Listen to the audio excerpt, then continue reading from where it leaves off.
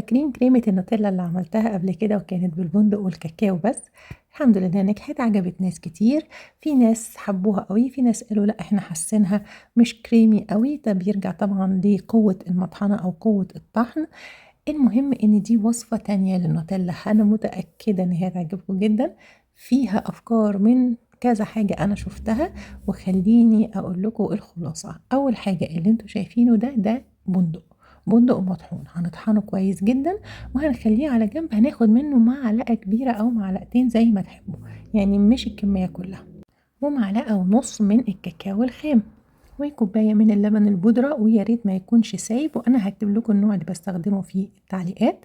وكوباية من البسكويت المطحون، وهو ده اللي بيخليها كريمي وبيخليها ناعمة زي ما انتوا بتحبوها. وكوباية من المية المغلية، كلها كميات متساوية، لبن بودرة المية والبسكويت. ومعلقتين كبار من كريمة البندق أو زبدة البندق اللي هنكون طحنينها كويس جدا ومخلينها كده معانا في التلاجة. هناخد منها كل مرة نيجي نعمل النوتيلا معلقة أو معلقتين.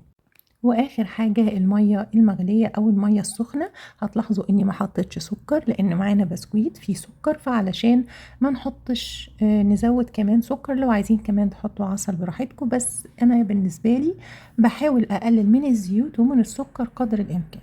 هنطحنها بقى كويس جدا جدا، سواء بقى في الكبة في الخلاط. المهم ان احنا نطحن كويس جدا الخليط ده كله.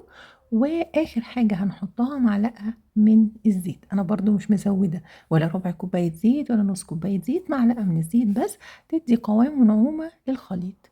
بصوا بقى شكله عامل ازاي، حلو جدا. بصوا هتلاقوه مش محبب زي التحبيبة اللي انتوا ما بتحبوهاش بتاعة البندق، لان البسكوت هو اللي ساعد انه يوصل القوام ده مع كمان المية المغلية. يعني هو البسكوت هو الإضافة اللي يعني نوعا ما مش صحية قوي، بس نختار ان هو بسكوت كويس، او حتى لو انتوا عاملينه في البيت هيبقى تمام وكويس جدا جدا.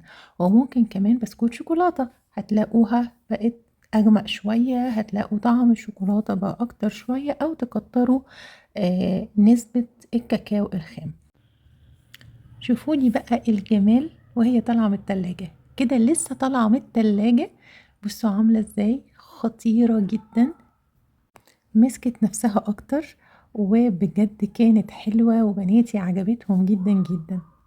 شايفين بتتفرد بمنتهى السهولة، ما بتجمدش لان ما فيهاش شوكولاتة، هي فيها الكاكاو بس. هتعجبكم جدا الطريقة دي، وسهلة وموفرة أكتر من اللي بنستخدم فيها البندق بيور بس. يعني كمية البندق اللي كنا مستعملينها في الوصفة الأولانية احنا بنطحنها كلها وبناخد منها معلقة أو معلقتين بس في الوصفة دي. يا ريت تجربوها وتقولوا لي رأيكم، وإن شاء الله أنا متأكدة إنها تعجبكم جدا.